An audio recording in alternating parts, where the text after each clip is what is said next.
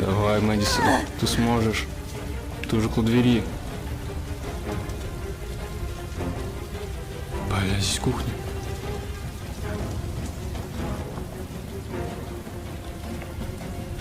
Зачем?